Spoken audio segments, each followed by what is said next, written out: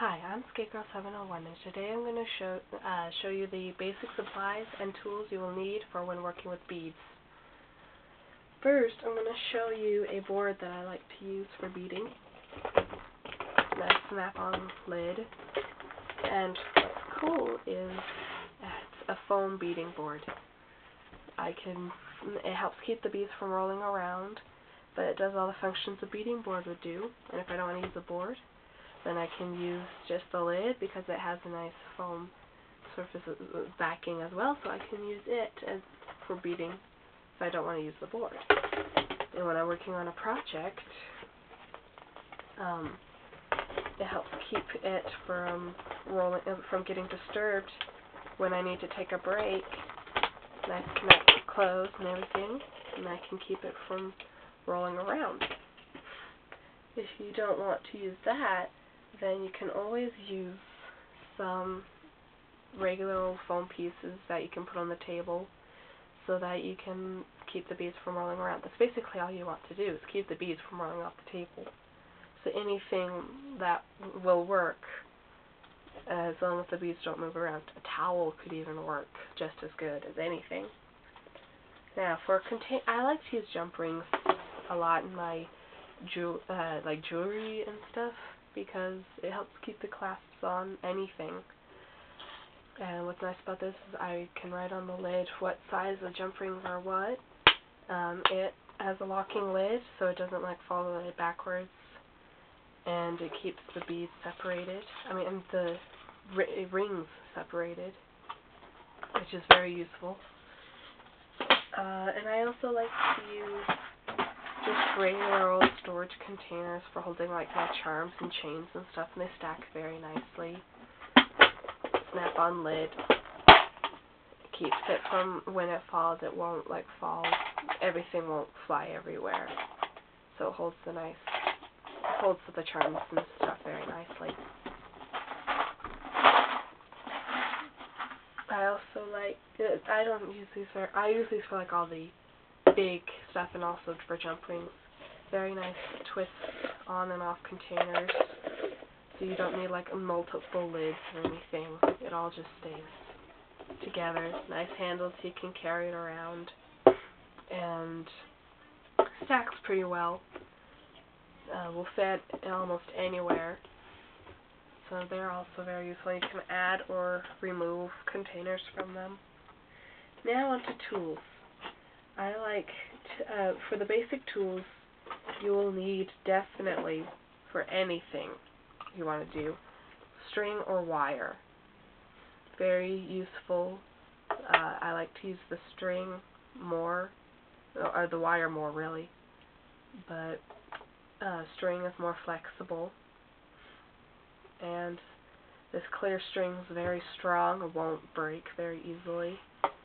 And I also like to use beading needles, but unfortunately the wire and the string won't go through the hole, so you would need thread if you want to use the needles.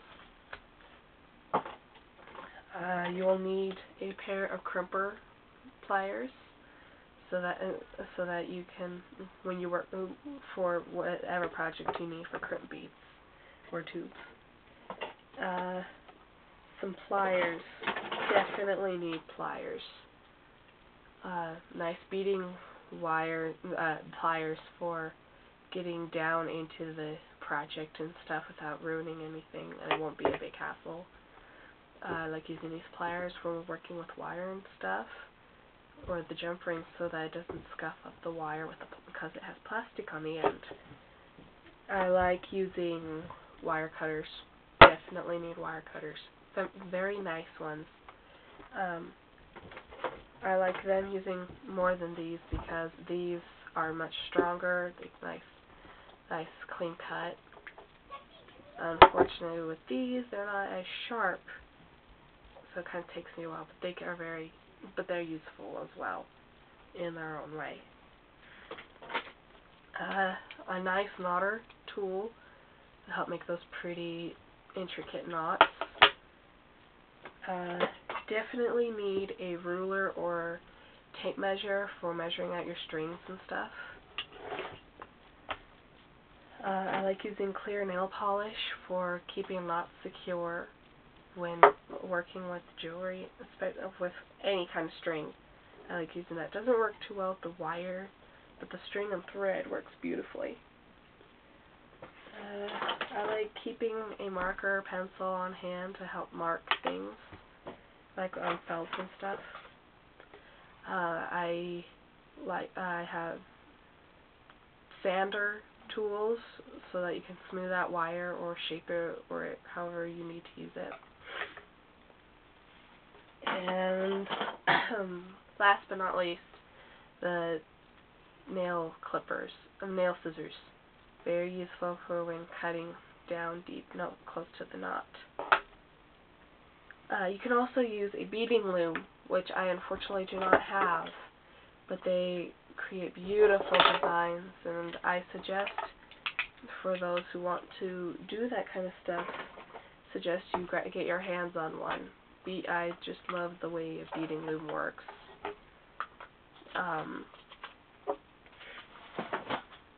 Now, for books and everything, one book I like to use above all others is The Beader's Handbook. An awesome book. I love to use it all the time. It has all the information you need, like what kind of tools you need, what the different fasteners there are, the thread and wire, tools. Very nice. And it also gives you techniques in the beginning so that you can have you can do all kinds of stuff. I like to use it a lot. Also gives you information about different beads. I suggest you should try and get your hands on one of these. I will use it a lot in some of my. You'll probably see it in some of my other videos a lot, but I suggest you try and get your hands on a copy. It's an awesome book. I love using it. And then there are the rest of the books that you can use that have different techniques and stuff for their own stuff, like on earrings or with just wire. Very useful. You should always have a good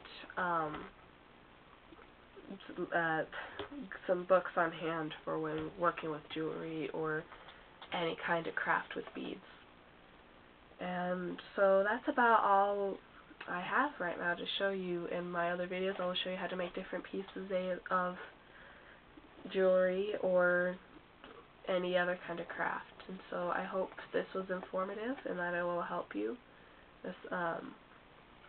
And I will see you later.